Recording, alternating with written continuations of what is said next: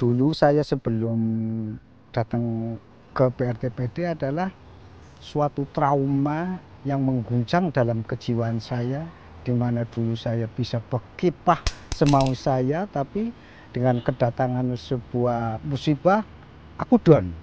Nah, terus setelah aku down, disinilah saya bangkit.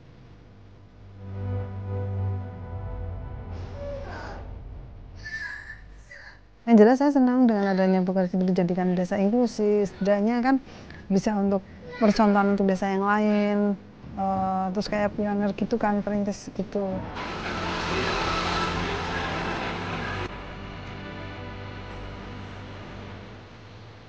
Terus saya berpikir, ya ngapain sih terpuruk di rumah, maksudnya apa ya, ngebayangin yang enggak gitu, buat apa. Terus ya kasihan juga orang tua di rumah ya, dan hidupin kita, nggak malu loh ya kan, maksudnya nggak malu merawat kita, mau ngesalin kita dari, terus saya ngapain bisa malu.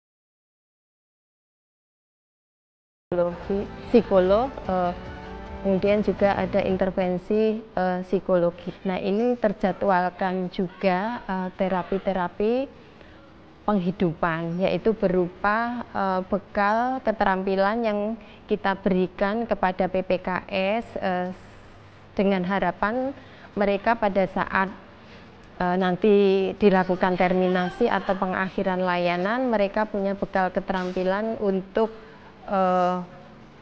mendukung kemampuan ekonominya.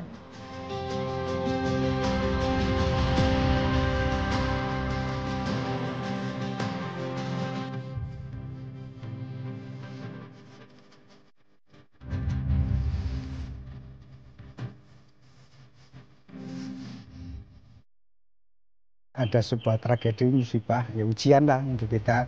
Terus saya sendiri punya keinginan untuk menghilangkan rasa trauma itu, ya kita lampiaskan dengan sebuah kegiatan di sini. Di antara salah satunya batik. yang pertama. Dan yang kedua ya mungkin batik itu buat bekal kita juga kelak setelah keluar dari BRTPD, karena itu kan suatu bekal di mana akan mengekspresikan sebuah keinginan kita untuk mendapat ya penghasilan lah.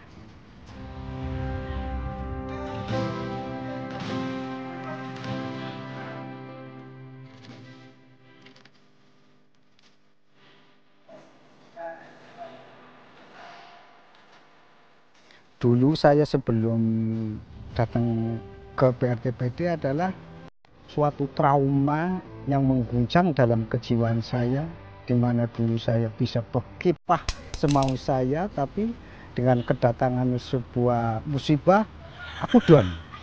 Terus setelah aku down, disinilah saya bangkit untuk mencari diri saya yang sementara hilang. Dalam artian psikologis saya itu akhirnya bangkit untuk menyingkirkan suatu perasaan-perasaan yang negatif dalam diri saya sendiri. Terus saya harus bangkit gimana saya bisa menghidupi diri sendiri dengan segala apa yang ada di BRTPD. Ya diantara salah satunya ya keterampilan yang telah disiapkan oleh pegawai sininya. Ya intinya kita berikhtiar, tapi prerogatif pegangan kita hanya kepada Allah. Hanya itu aja. Kita pasti optimis lah akan hidup.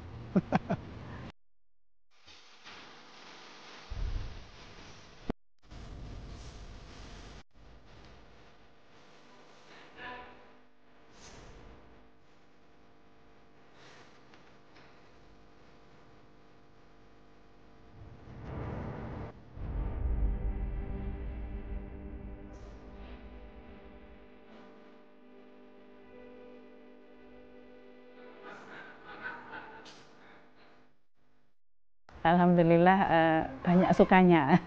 Kalau dukanya itu sedikit nih, karena kadang-kadang anak-anak memang ada yang nangis, ada yang tahu-tahu marah. Saya harus bisa mendekati dia. Kenapa? Saya tanya pelan-pelan. Itu sudah kembali lagi ya, kita belajar lagi. Memang kondisinya teman-teman kan tidak stabil, jadi kita yang sebagai instruktur harus sabar, kemudian kita mendalami apa toh yang mau anak-anak seperti ini.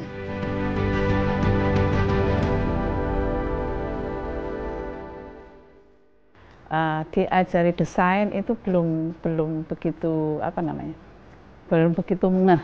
Jadi kita harus ya sudah saya desainkan, kemudian dia yang mencoret malamnya, kemudian mencoret warnanya. Itu harus selalu kita ingatkan pelan-pelan, hati-hati, jangan keluar dari desainnya, warnanya juga jangan keluar dari malamnya. Jadi kita memang harus sabar. Saya berharap untuk teman-teman yang disabilitas ini bisa berjuang, bisa berkarya, jadi tidak dipandang sebelah mata dengan yang tetangga dan masyarakat umumnya, bisa berkarya kemudian menghasilkan sesuatu.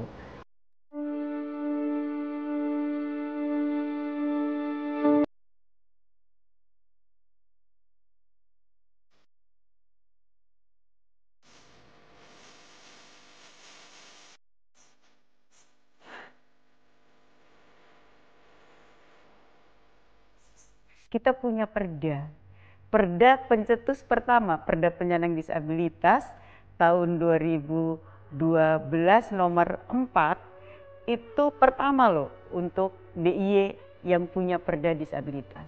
Mereka tidak mau kan jadi disabilitas, dan kita semua ini bisa loh jadi disabilitas dadakan. Kayak Pak Mubin itu kan tidak tahu, bekerja lalu kecelakaan lalu jadi disabilitas gitu ya.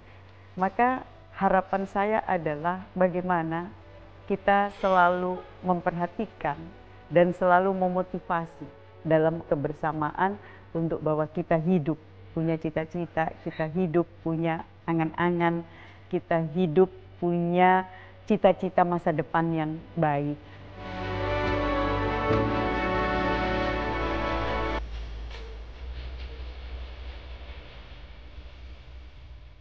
Kita punya UPTD Loka Bina Karya yang itu kita jadikan tempat untuk mendidik, melatih supaya teman-teman penyandang disabilitas itu bisa lebih punya kompetensi.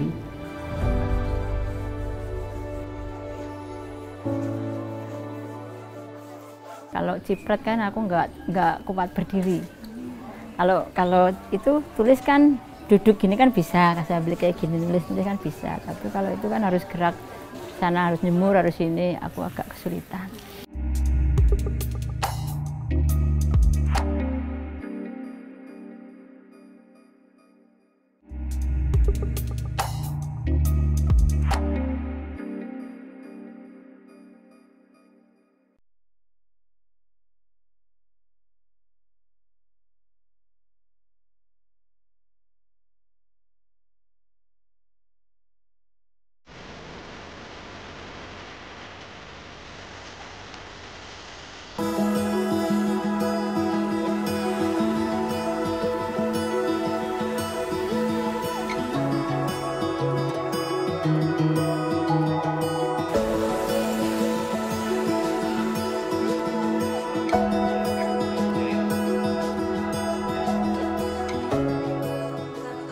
Pemerintah Kabupaten Tegal tentu sangat komit bagaimana kita ingin mengusung isu penyandang disabilitas ini sebagai sebuah potensi yang bisa kita jaga bersama untuk kita dampingi ke depan. Yang pertama tentu dengan kebijakan regulasi.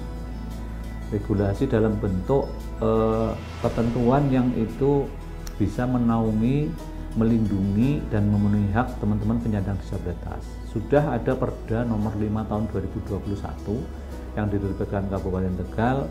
Minimal upaya kita pemerintah Kabupaten Tegal untuk mewujudkan bahwa kita ingin menggandeng teman-teman penyandang disabilitas itu untuk kita dampingi bagaimana sampai ke mandiri.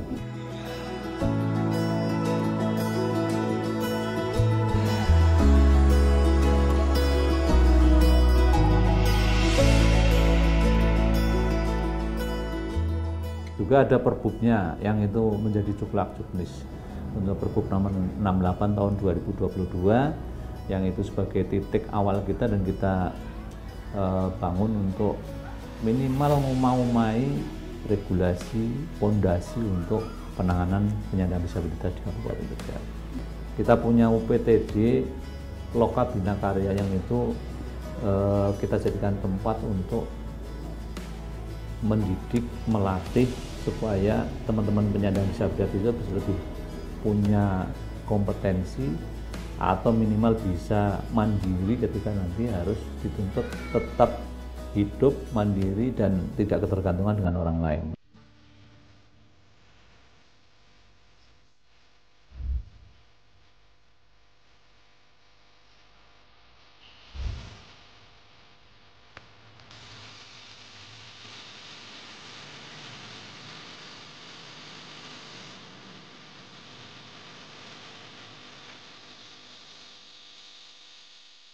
Kita memiliki sebutannya desa inklusif ya. Jadi desa ini kita sudah ada 13 desa inklusif di mana peran teman-teman itu di desa inklusif itu bagaimana dia bisa juga ikut berperan aktif membangun di desanya ya.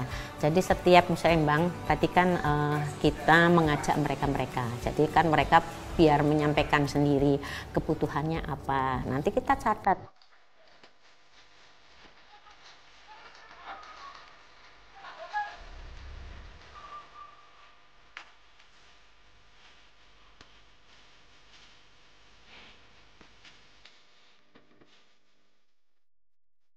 Nama saya Ibu Jami, ini dari sehari-harinya ya ibu rumah tangga. Ya ada kadang kegiatannya ya batik, ada dagang. Terus sehari-hari kalau ada batik pesanan banyak ya saya ikut bantu batik. Ya kalau batik, masalah batik, aku juga suka. Yang aku suka tapi batik tulis ciprat juga suka. Kalau ciprat kan aku nggak kuat berdiri. Kalau itu tulis kan duduk gini kan bisa, saya beli kayak gini nulis kan bisa. Tapi kalau itu kan harus gerak sana, harus nyemur, harus ini, aku agak kesulitan.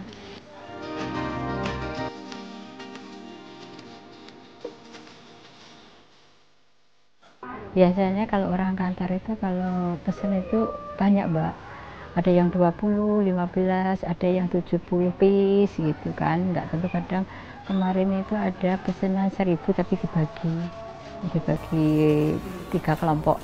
Harapan saya ya itu maksudnya kayak kasihan teman-teman gitu yang difabel, maksudnya pengennya ya ada kegiatan, terus ada kemasan biar bisa cari uang kayak orang-orang yang normal kayak gitu.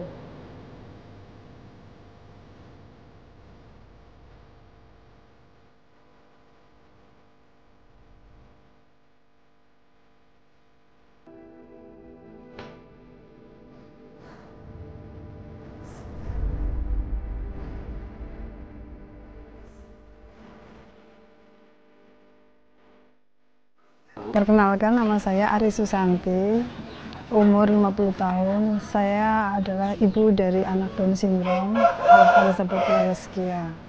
Alfa alhamdulillah dapat bantuan KIS 2019 dari offeran pemerintah Jateng gitu. Pas waktu lagi bayar BPJS, terus ini Alfa juga keluar. Semenjak itu saya pakai lagi untuk terapi, karena dulunya terapi tapi yang berbayar, itu jaminan kesehatan berbayar.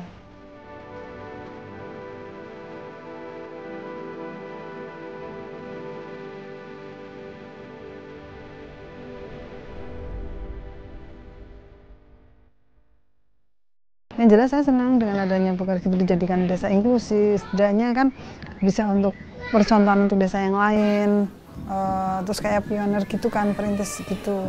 Setidaknya pemerintah desa ya, khususnya desa, terus pemerintah pusat pun akan tahu bahwa di Bokaresi itu ada inklusi lewat seperti itu. Saya senang lah Alfa ada penaungnya di desa.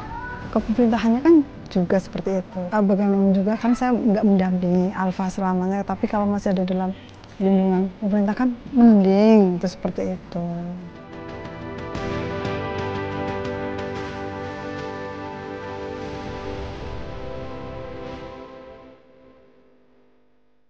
Jadi kan permasalahan, terus memang nggak terima dan lain sebagainya dari permasalahan di lapangan itu diarahkan ke puskesmas. Maka apapun bentuk permasalahan di masyarakat, puskesmas lah solusinya.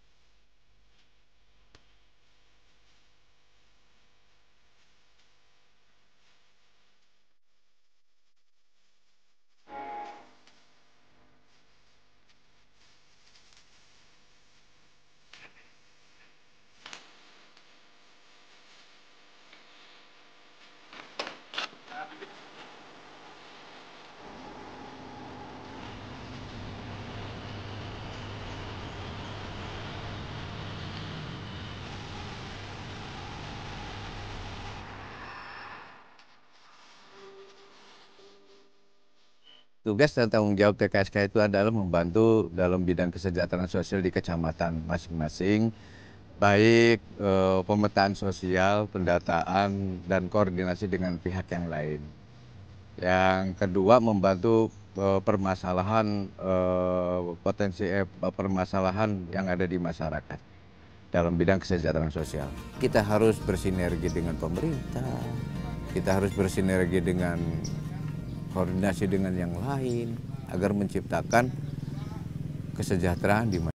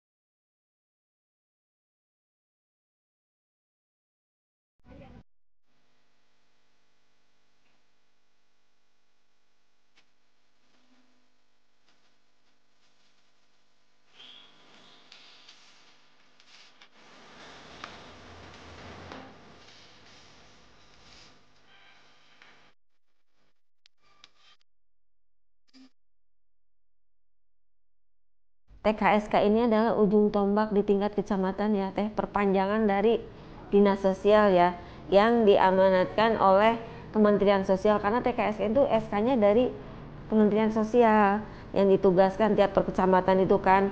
Nah mereka itu tugasnya ya memberikan pelayanan terkait dengan kesehatan sosial, karena dinas sosial fokus disabilitas dan mereka juga harus hadir saat disabilitas terlantar itu membutuhkan, bekerja sama dengan PSM desa. Nah, Pak Bahrudin ya, ini emang TKSK terbaik di tahun 2024, mereka dapat penghargaan ya, memang beliau itu aktif di masyarakat, kami juga sangat mengapresiasi.